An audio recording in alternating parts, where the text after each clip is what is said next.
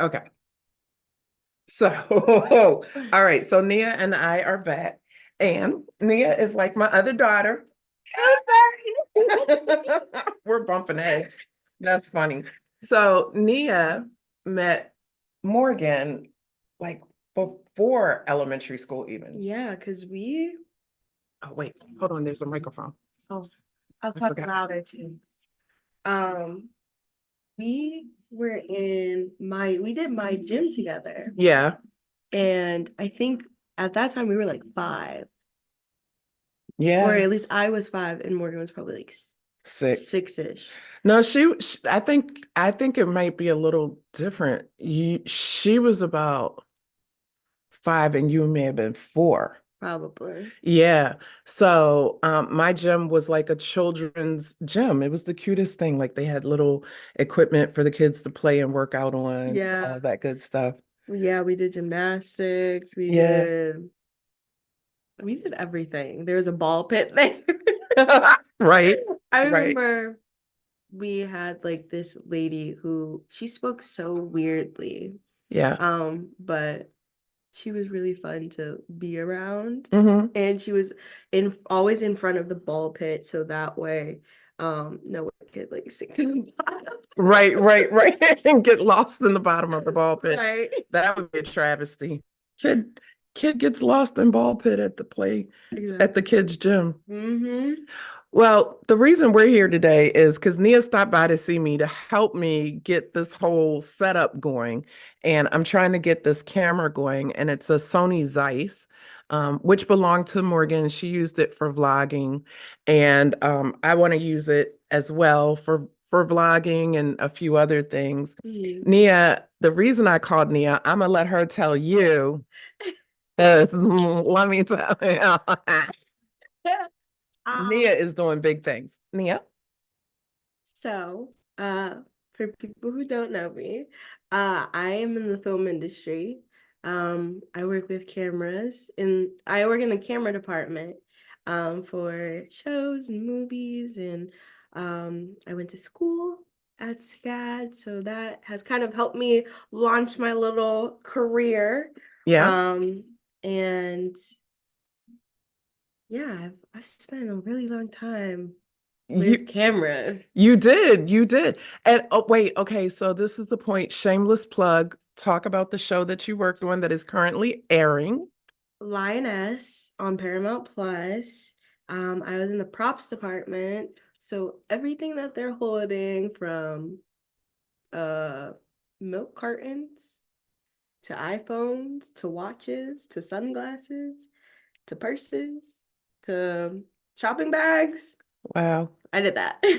I love that. I love that. I'm so proud of you. Thank So super you. proud of you. And she is living her best life. Very kind. Yeah, girl, you are doing the adulting thing. I'm very happy for you. So, okay, so we actually are testing this out, but since I have her here, I'm going to take this opportunity to interview Nia and talk a little bit more about your career and, your loves, your likes, your dislikes, all those Yeah, things. I'm here for So, it. okay, good, good, good. Okay, so this is the question. Mhm. What made you choose to go into the industry that you're in the film industry? I um I really loved photography. And I think in 8th grade, I started taking college courses for like photography classes. And I just fell in love with it. And I was like, this is the best thing ever. I'm gonna be a photographer, I'm gonna do this, I'm gonna do that.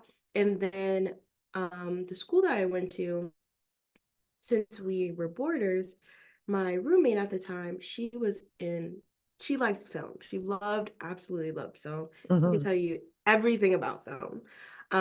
And she kind of made me realize how much photography and film were alike, and how much I already loved movies and I loved shows and I loved everything about seeing something on the screen. And Hmm. so I was like, okay, let me let me try it out. Let me see what I can do. So me and her made like a little short video, and she kind of helped me understand what to look for and how to do certain things, how to do audio, how to kind of make shots look good. Okay. And I was like, this is what I want to do. This is what I like can dream of doing in the future.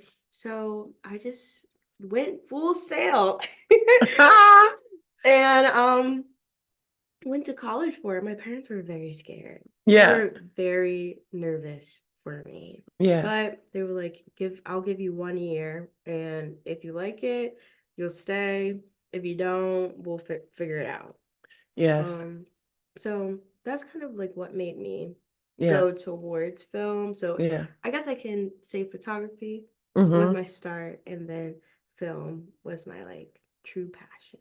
So I love this because you actually said something that you don't recognize that you did. You said go full sail. Hmm. So I'm a graduate of Full Sail University. Oh, I Cheers. didn't know I that. have my master's from Full Sail, Hmm. and it's an internet marketing master's of science.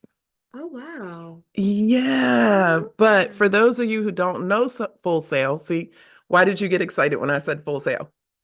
Because they have good programs. I've always seen like Yeah, everything about them. yes, and And they're it's very. online, right? It's online, and the campus is in Winter Park, Florida. Oh, I didn't even know that. Yeah, they have campus, and a lot of people do know it who are in film and music Yeah. because they are one of the industry leaders for education and really working with people who get into the field of entertainment. So they have a soundstage there too. I heard every time I It's really like nice. see an ad about them, Yeah, I kind of like delve deep into it to see what's going on. But they yes, have they everything. do. They And do. it's very impressive. My friend, he wanted to do what was it called? Music production or something like that. Yeah, yeah, yeah. So he transferred from SCAD to Full Sail. Oh, And I okay. was like, oh, okay. I didn't know how good their programs were until I kind of really looked into it. Yeah. But they have really good programs. They have a They lot of do. programs. And there are a lot of alumni who are award-winning producers, sound engineers, Mhm. film, those sort of things. So shout out to Full Sail, but let's talk about SCAD because that's where you went. How did you choose? I'm trying to make sure this camera angle is good. Okay. How did you choose to go to SCAD? Like what drew you to them? Um, I my college counselor, she was like, I told her I didn't want to go to another all-girls school. They were trying because for probably the last 2 months of school, I was like, I'm not going to college. I don't want to go to college. I just want to do my own thing. I want to go in the path that I want to go. And then it was like their last hope for me. They were like, we know a college for you. Just go see it. That's all you have to do. And Okay. I was like, okay, where is it? And they said Atlanta, Georgia. And I was like, okay, we'll see. But as soon as I walked onto campus and like Yeah. got to a feel of everything, Yeah. I was just like, I can see myself here. Like Oh, I wanna be here because everything was so lively, everything was so not in your face, but you knew that there was so many creatives there yeah. that you can accomplish anything. Okay. And there were Okay. so many people who knew people, the Yeah. connections were great. So I just was like, you know what? Let's try this college thing out. Yeah. And then you got there and fell in love with it. Yeah, I was like, this seems like a good place to be. Like Mm-hmm. I feel comfortable. Atlanta, at the time I really enjoyed being in Atlanta. And I still don't mind Atlanta now. But for someone, being in Maryland for so long and actually going and doing something outside of Maryland, I was like, Mm-hmm. okay, I'm scared, but I do want to go far. Like I want to branch out. Yeah. So Atlanta was like a good place that I really, really enjoyed. And Morgan was at Coastal, which Yeah. was only like 3 hours ish away. So I felt comfortable enough to be far away, but at the same time I was still really nervous. Yeah. And if you needed to get, do you all hear the Oh, cat? Do you hear the cat? I normally have the door closed, so I apologize for any background noise, but now I gotta apologize for the cat. Her name is Autumn. She's very special. She's actually super dope. She's very cute. yeah. So, okay. She was like, yeah, I am. So, film, TV industry, um, what would you tell someone who's looking to enter the industry? Like, let me be more specific. What would you tell them the best aspects are? What are the worst aspects of it? And if you had known then what you know now, what would you say?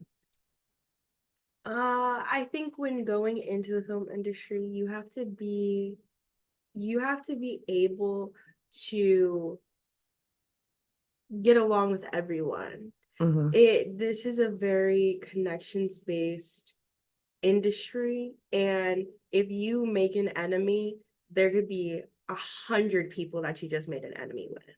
Ooh, So it's you have to really you can't be too like cocky.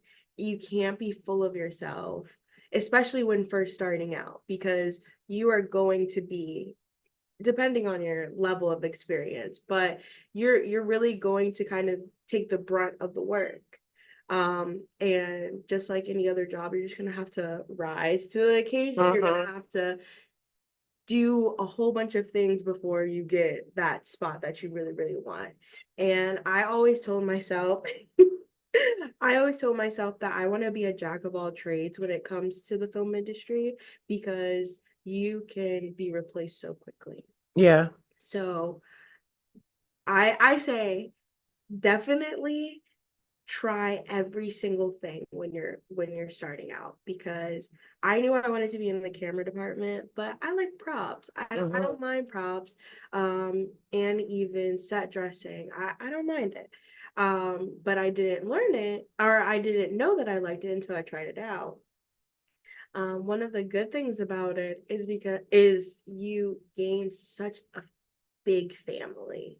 hmm, Like I still talk to most of the people that I worked with just to check up on them, see how it's going.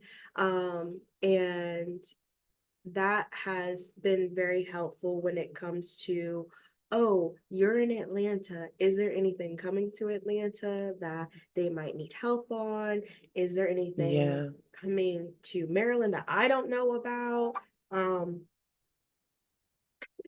are there just things that I don't know that you can tell me or that you can suggest me? hmm, Because I've gotten little jobs from them just saying, hey, we know a PA, we know someone in the camera department, we know someone who could do this. So the connections are very, very beneficial. I love that. And I would say it's not like bad, but it's not the greatest. It's just the hours. The Hmm. hours are hard. They're really, really Mm, hard if you're not used to it. Because I'm used to the student stuff where it's like, okay, you got to be done in 6 hours, yeah, unless you're going to the next day, and that's another 6 hours. But I could be on set from 6 a.m. all the way to 10 p.m. wow. And it was really, really hard for me to get adjusted to that at first. But when I started doing more and more and more, I was like, okay, my sleep schedule is going to be messed up for the rest of my life. Right. It's never going to But be the same. yeah, no, but you fall asleep really quickly, Mm-hmm. which is the Mm-hmm. best part. Right. Right. That reminds me. So your mom and I both have been in event planning. Yes. And particularly conferences, Mm-hmm. right? And that's kind of the lifestyle of a conference planner. Yeah. Once the conference kicks off, you're easily doing a 12, 18-hour day, and you go to sleep, you get up and you start all over again. All So, over again. but you have to love what you're doing, right? In order to Yeah, really get through it. definitely. You have to be on your toes at all points. You have to love so you have to be in love with what you are doing, because what I've realized when doing the last show that I was on, is that people get burned out so quickly, and they don't even realize it because they're not doing what they love. So a lot of Mm, the PAs that I came in with, a lot of them ended up leaving because they didn't realize it was going to be so hard. And as a PA who is, that's kind of your like bottom tier person, mm-hmm. like a dishwasher basically. Yeah. I'm not saying bottom tier, but It's an entry point. yeah, it's an entry point. Yeah. So a lot of the time I was like, oh, I'm gonna be on set, I'm gonna do this and this. But most of the time I was in the office. I felt like I was Really? working an office job because I was handling the billing, I was handling packages, I was making runs to make sure that people had things. So it really was the grunt work that I had to do. Wow. So that I learned very, very quickly that you can't expect to be like at the top right away. You Yeah. have to earn your place, and you have to earn your name 100% in this industry, which was, it was an eye opener to me, but it kind of humbled me Yeah. because I was like, okay, I can do and this and go into whatever I want. Yeah. Yeah. And I think I had to explain to my parents too, Yeah. like I'm not gonna be in the camera department right away. The Right. camera department is such an exclusive community, and I Mm, didn't realize that until um I got onto Lioness, because I was like, oh, I want to get on the camera department. I want to talk to the camera team. But the camera department or the camera community is very, they have very high standards, and a lot of them are men. So it's like I'm gonna have to fight through all the standards, and I'm gonna have to try and be possibly as good as these men or better than these men, right. basically. Right. You So got to be twice as good. yeah, Yeah, that kind of thing. so the You industry know, humbled me. yes, but it's so interesting, there's at least 30 years of difference in age between us. And when I was coming up, my dad would always tell me, you always got to be twice as good Hmm. because you're black and you're female, Right. right? And I remember thinking like that's just ridiculous. But then I got out into the work world and it was real. Right.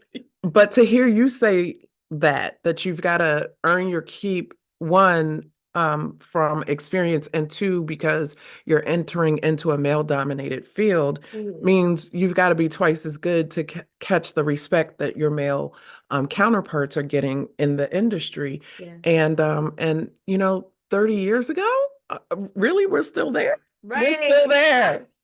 Like, where did we do that? Exactly. Like, why are we still having the same mindset? It doesn't make Yeah, sense at all yeah, whatsoever. yeah. Equality is a thing that we take for granted. It's Mhm. not always equal. Yeah. Well, listen, I am enjoying this conversation, but seeing as how this is a test, Right. this is I a forgot test about and that. only a test. No, I'm just kidding.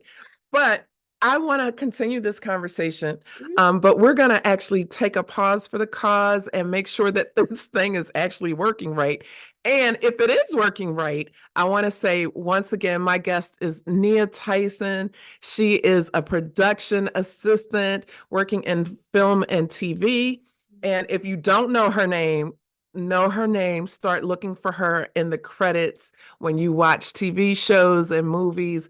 And her most current show is Lioness. So check it out because she helped with all the props. All right. Yes, it was Nia, do you lovely. want to give people any way to follow you on social or catch up with you? Um, my Instagram is Tyson Nuggets, like the chicken brand. Um, but my I have an IMBD page as well. It's just Nia Tyson, and it's just a picture of me. I have blue locks though, so letting you know. Okay. So go check her out. And thank you so much for being a part of my podcast. Of This is course. fun. Okay. We'll see you later. Bye.